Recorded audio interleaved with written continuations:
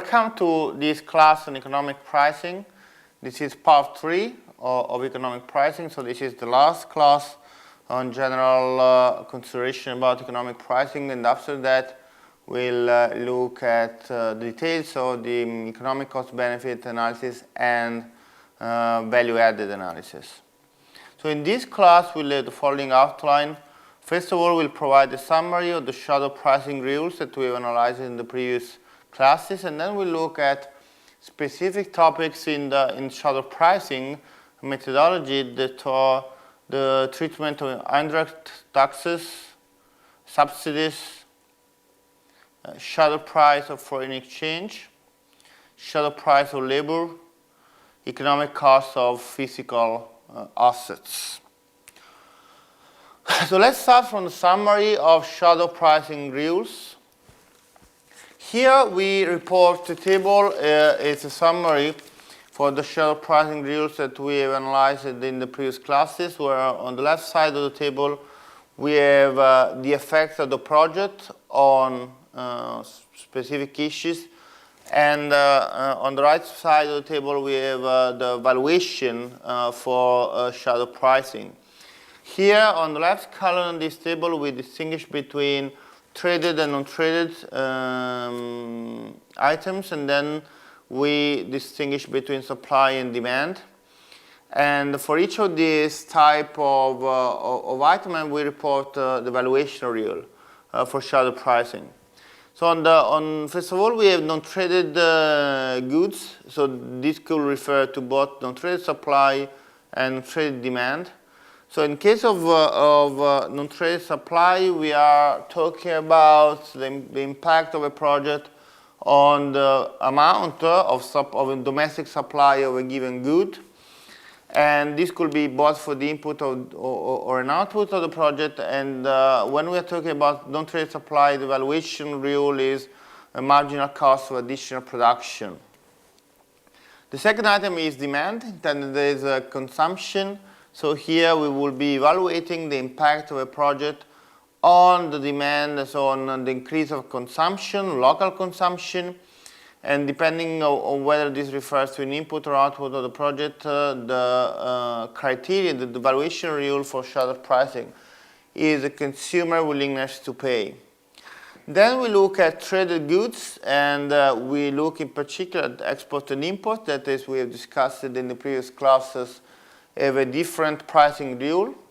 So in the case of export, the shadow, so if the project has an impact on the export, the shadow price should depend on the FOB, that is free on board method. So that's I remember you that this is the extra price including all the cost, the shipping and insurance cost.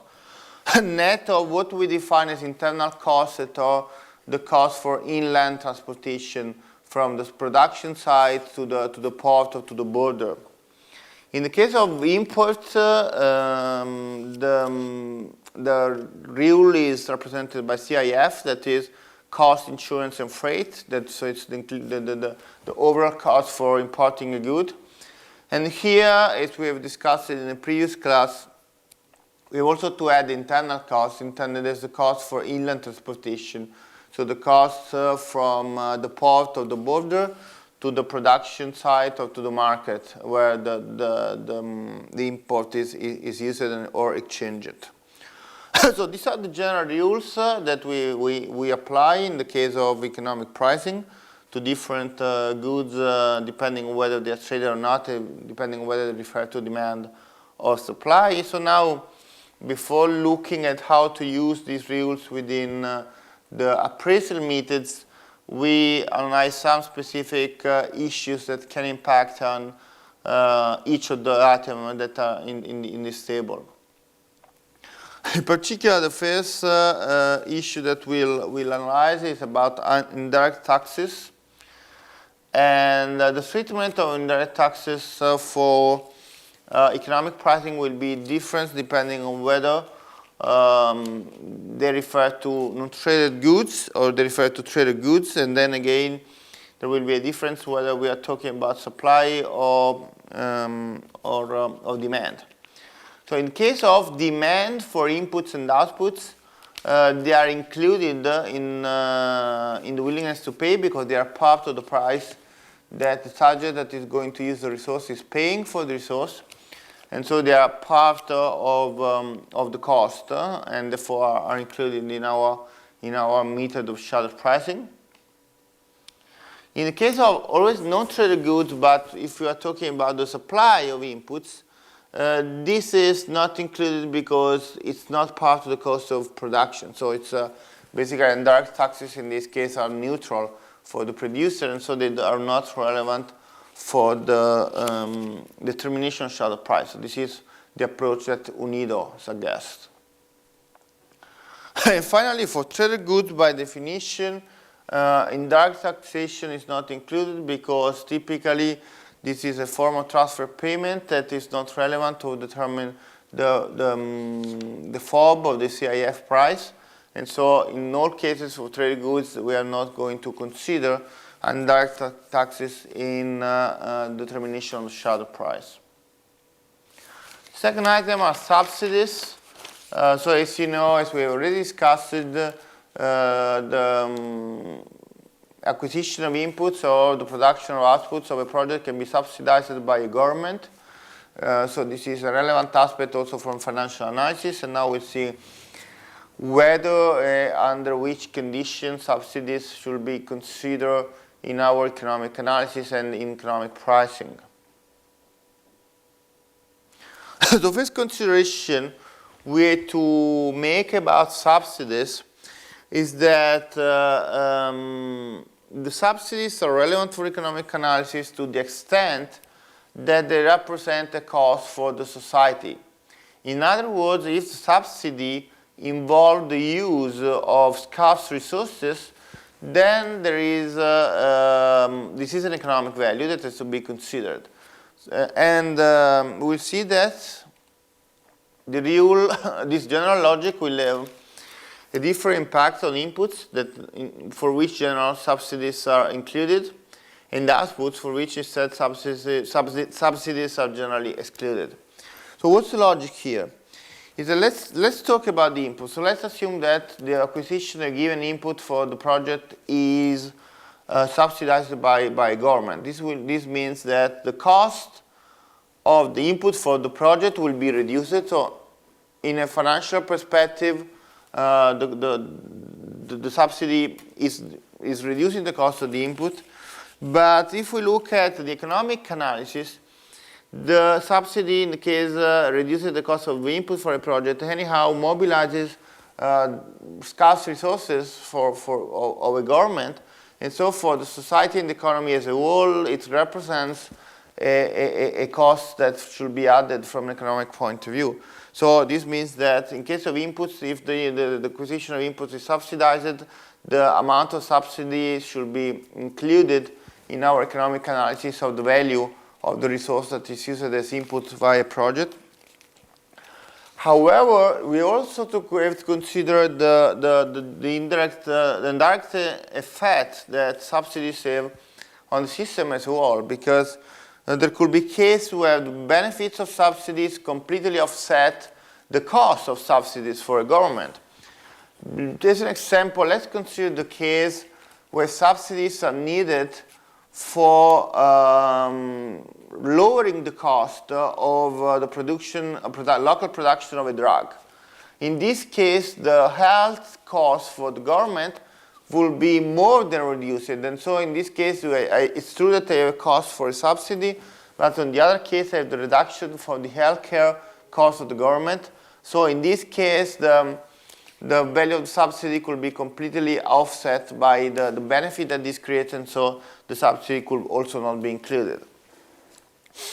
In the general outputs, subsidies represent a grant to the producer. So they represent, again, a cost for the society, and therefore they are not part of the economic value created by an output. In other words, if the value of an output is 100 and the subsidy is been to the producer has been 10, the economic value added created by this output is only 90, because 10 is just a transfer from the government to the project, but it's not creating value for the economy and the society as a whole. So in this case, if there is a subsidy in the form of grants to the producer, its value should be detracted from the value of the output that the project is going to create for the future. The further item that should be considered is the shadow price of foreign exchange. Clearly, we already know that there is an official rate of foreign exchange. So there is already a market price that could be used as a basis to determine the economic value of traded goods. And by the way, the official rate of foreign exchange is what is used for the commercial and financial analysis of a project. This is because commercial transactions are converted to domestic prices, so to domestic currency, on the basis of the official exchange rate. So financial analysis is only concerned about the real and financial flows, and the financial flows are priced depending on the official rate of foreign exchange. The only rate that matters is the official rate of exchange. But there could be cases where the official rate of exchange is distorted. It means that does not really represent the economic value of the foreign exchange. So when this happens, the official rate of exchange is not so suitable for economic analysis. So in other words, whereas for financial analysis, you always use the official rate of foreign exchange, that is what matters for the pricing of the flow of real and financial assets. In the case of economic analysis, you can use the official rate of foreign exchange, but only at the condition that that rate is not distorted. When we introduce the potential distortion of the official rate of foreign exchange, so this means that the official rate of exchange is different from the market value of the foreign currency, we should consider a shadow price of foreign exchange. So we should adjust the official rate by calculating an adjusted price of foreign exchange that will be our shadow price of foreign exchange. And this is because the distortion in the official rate can create problems for the economy as a whole. Just to provide an example, if you have a non-market official rate, this could hamper the flow of foreign direct investments into that country. So you need to adjust prices in some way in order to make FDI convenient and not affected by the distorted official rate of foreign exchange. So when does this happen? So when is it more likely that we observe a distortion in the official rate of foreign exchange? So when it's more likely that we have a difference between the official rate of foreign exchange and its relative shadow price? Well, when there are clearly a set of conditions. The most important conditions are described in these two slides. So the first one is when you have strict controls and supervision of international transactions. So in this case, what happens is that the government is intervening in the exchange of traded goods. So this creating a market imperfection. And this means that the official rate of exchange can reflect a non-market value. And so this is a typical case where you have a distortion, and so where the official rate is to be adjusted and where shadow price is to be calculated. Then the most typical situation is when you have an absence of free exchange between domestic and foreign currencies. So you could have limitations to the exchange of domestic and foreign currency in terms of amount of exchange, or it could have a non-market rate. It means that you have not a floating rate, but you have some rate that is fixed or predetermined. Clearly, by definition, in this case, the official rate will not be a market rate because it's established by the government or by some agreement, and it's not reflecting the true underlying value of the foreign currency as compared to domestic currency. So this is a typical case where it's recommendable to calculate the shadow price of the foreign exchange. Another situation is when a country is characterized by trade or payments deficits. So this means that the government could be forced to use measures that try to equilibrate the deficit. So this could imply import and export duties or subsidies. By definition, when you have import and export duties and subsidies, the rate of exchange is not a market value, does not reflect the market value anymore because is distorted by government interventions. And so also in this case, it's appropriate to calculate the shadow price of the foreign exchange. Finally, you could have the existence of an official market for foreign currencies. So in some countries, an official market for foreign currency are not forbidden, or anyhow, if forbidden, this forbid is not enforced. So at the same time, you have two parallel markets. You have the official markets where the currency, the foreign currency is exchanged at the official rate, and then you have a parallel market where you have a market value for the currency. So also in this case, it could happen that none of the two, as we'll discuss in a moment, nor the official rate nor the rate on an official market is an economic value or represent the economic value of the foreign currency. So in both cases, you should need to adjust the official rate or the market rate in order to get a shadow price of foreign exchange. So in this slide, we present three different ways to adjust the exchange rate, in particular to determine the shadow price of the foreign exchange. So one way is to rely on information coming from the unofficial market price. So what we said is that in the previous slide, at some moment you could have a situation where you have an official rate and then you have a parallel market where there is an official market price. So the problem is that the official rate in this case will not reflect the economic value because the foreign exchange is also exchanged on a parallel market. On the other side, the market price that you're serving in an official market could be overestimating the value of the foreign currency because of the inclusion of a risk premium into the market price. So in the end, you could choose a shadow price comprised between the official rate and the unofficial market price. So you could choose a rate in this range. The second method is the purchasing power parity. This is basically given by a comparison of the typical basket of goods that are consumed in the country and the price of the same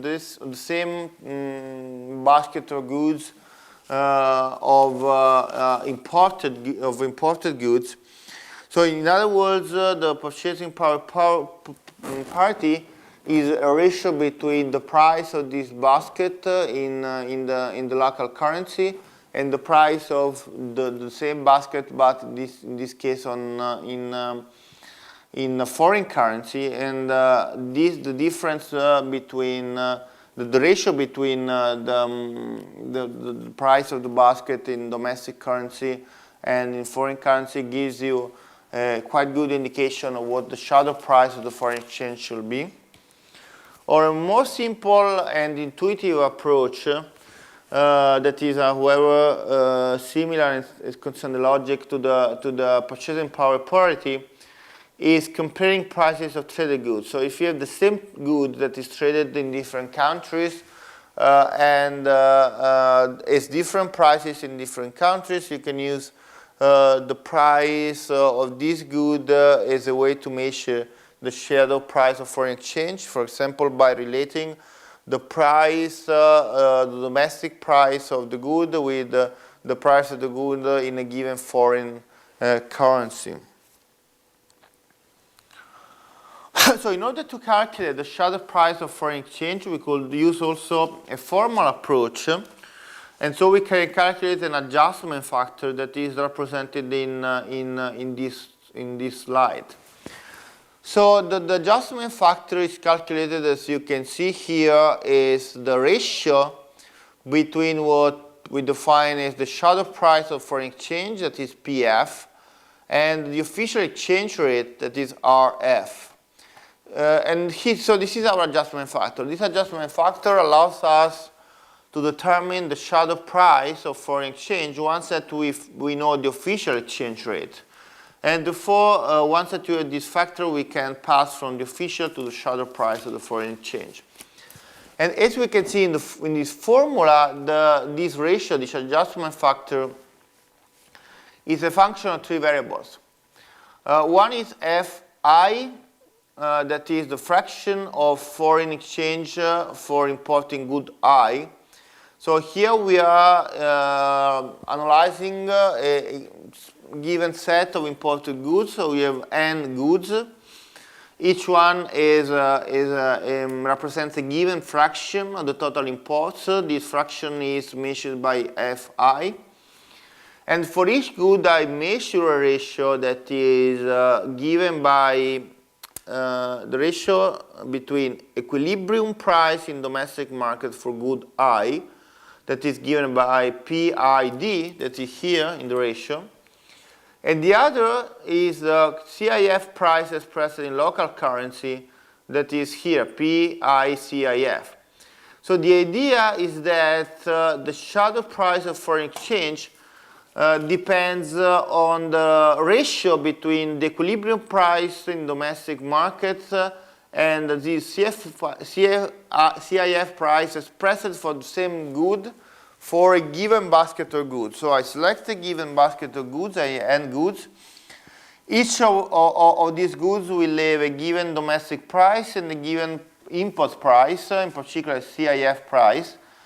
And the eventual disequilibrium between the domestic price and the import price will have an impact on the shadow price of foreign exchange, because the higher is this disequilibrium between domestic price and import price, the higher is the fraction of the goods that have this disequilibrium, the higher will be this ratio. So in other words, the shadow price of foreign exchange will be higher of the official exchange rate when the domestic price is higher than the import price. When the domestic prices of imported goods are on average higher than the import prices, and the ratio instead will be lower than 1 when on average the domestic prices of imported goods will be lower than the import prices of the same goods. So in this formula we relate the adjustment factor to pass from the official rate to the shadow price of foreign exchange to the relationship between the domestic equilibrium price and the import price expressed as SIF of a basket of imported goods of interest. So now we have another issue, that is the shadow price of labor. The need to calculate the shadow price of labor arises when there is a difference between the wages that are paid to the employees in a project and what we define as annual economic cost of labor. So in other words, when we pass from the financial view of a project that just look at the cost that you need to pay for the wages, to a broader economic perspective, you cannot limit the analysis just to the wages, but you have to widen your analysis, and in particular, you can calculate what is defined as the shadow wage rate that depend on a set of issues that are foregone marginal production and accounting prices, cost of increased consumption, cost of reduced leisure. So in other words, the shadow wage rate represents the annual economic cost of assigning a worker to the project and not instead to another economic activity in the country. So, and it is therefore to reflect the opportunity cost of assigning that worker to another activity and not to an alternative activity that could have been realized if the project is not funded. So first of all, when you calculate the shadow wage rate, you should calculate the foregone marginal production at accounting price. So this means that if you are not employing the worker on this project, this worker can be employed in another project or activities in the economy, and he would get a different wage. This wage should become a component of the shadow wage rate for the project that I am analyzing. Moreover, it can happen that when the worker is employed in this project, he has to increase his consumption. So in this case, the eventual cost for increased consumption is to be considered also in the shadow wage rate. Moreover, it can happen that if you have to work into this new project, you have to forego leisure, and if leisure can have a measurable value, the cost to reduce the leisure is to be included into the shadow wage rate. Moreover, when we adopt a wider perspective in analyzing the labor value, and so we calculate the shadow price of labor, we have also to add other components to the shadow wage rate. One is training. Training, it can happen that for this project you have to train the employees. So if the training is specific for this project, so this is a cost for the project and will be specific for this project, so there are not particular differences between the financial analysis and the economic analysis. But if the training is more general and then in the future will allow these workers to be employed in different activities with a surplus for these activities, then the training not only is a cost for the project, but it's also a benefit for the economy as a whole. So it's a benefit from the economic perspective that should be potentially accounted when calculating the shadow price of labor. Moreover, employing workers in this project can generate a higher need for infrastructures, for example, for transportation or for housing of the workers. So the cost of infrastructure is, if not sustained by the investors of the project, is not considered as a cost in the financial analysis, but become a cost in the economic analysis. Moreover, it also can happen that infrastructures that are specifically built for this project for the workers generate a benefit for the economy and society as a whole, and this is clearly a benefit that is not included in the financial analysis but could become relevant instead for economic analysis, and therefore, if quantifiable, should be included in economic analysis of the project. And finally, you could consider the cost of migration. So if you need to open a new production site for this project, you need to move workers from the original place to the new place. This implies some transportation costs. Some of them could be paid by the project, but some of them could be paid by the workers themselves or by the government.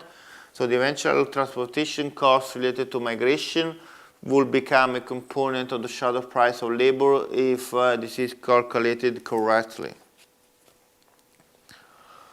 And the final issue that we consider is the economic cost of physical assets. So as any other resource, the employment of physical assets in a project generates a cost for the project, but also can generate a cost for the economic system and the society. So also in this case, it could be needed to calculate the shadow price or economic cost or physical assets. So also in the case of physical assets, the main distinction to make depends on whether the physical assets are fully traded on international market or they are partially or non-traded. Because in the case they are fully traded, you again choose the border price as a criterion to determine the economic value of the asset.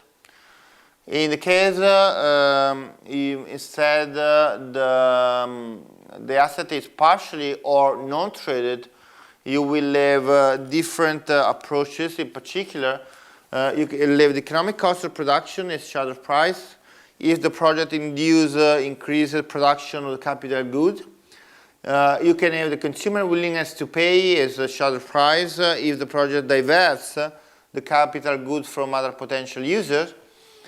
And in any case, if there is a construction cost and so for building of the capital asset, and so there is labor involved in the construction cost, the labor component of the construction cost is to be determined on the basis of the shadow price that we have discussed in the previous slides and according to the same rules. The important aspect, however, that I would like to remark here is that clearly when we are evaluating a physical asset, this is typically a long-term life. So this means that the value of these assets depends on the benefits that this asset will produce in the long term, and the investment that is made is a long-term investment. So you could need to discount the future benefits from the physical asset and adopt for the method of the present value. What we saw that when we are discounting long-term benefits of a capital investment, in the case of financial analysis, we were using a cost of capital that depended on the rate of return that the investor expected from this project. However, here when we are pushing, when we are making economic analysis, we are pushing different objectives. And in particular, we want some kind of equilibrium between immediate consumption and investment that is the basis for future consumption. So the discount rate in this case that is the basis between the choice between immediate consumption and investment for future consumption is different as compared to the cost of capital that we were using in the financial analysis.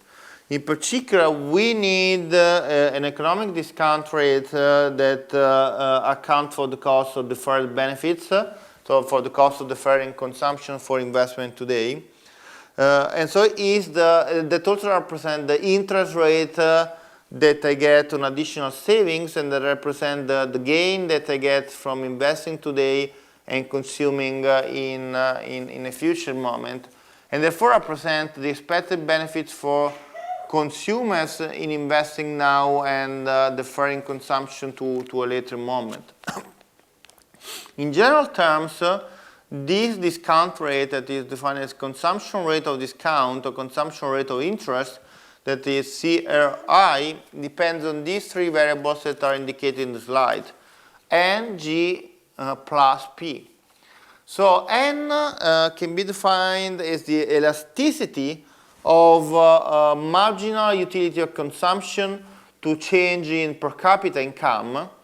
So in other words, this parameter is indicating how the utility of consumption change when there is an additional unit of per capita income available, and so reflect the preference for consumption of the subjects in the economy. And this is a critical parameter that is to be aware multiplied by the rate of change of per capita income that says to us how the per capita income is going to change in the future thanks to this investment. And then you have a lateral parameter that is P, that is defined as pure time preference that is independent on the elasticity of the utility of consumption to per capita income. So in other words, the CRI, that is the consumption rate of discount or interest, is equal to the product of the elasticity of consumption to per capita income and the rate of change of per capita income induced by additional investment. And that is to be added to the pure time preference that reflects the preference of economic subjects to consume immediately rather than consume in the future. So in other words, the discount rate will be higher when the elasticity of consumption to per capita income will be higher, when the investment is generating a higher rate of change in per capita income, and when the economic subjects that are interested in this project have a pure time preference that is higher. So in other words, this means that when you have pure time preference that is higher, you prefer to consume now rather than at a later moment. So in order to save, to invest more money, you need to receive a higher compensation in terms of consumption rate of discount.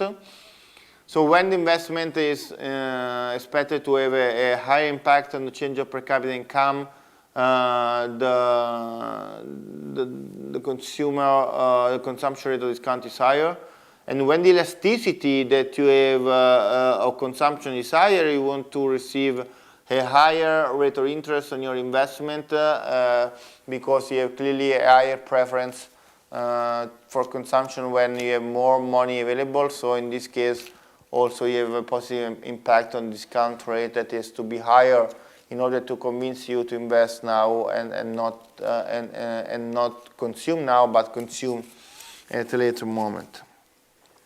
So this class is ended. At this point, we are ready to start the analysis of the economic cost benefit analysis and value-added analysis. That is the object of the next classes. And I thank you for your attention, and I remind you that for any additional material you should need, you can refer to the course website. Thank you.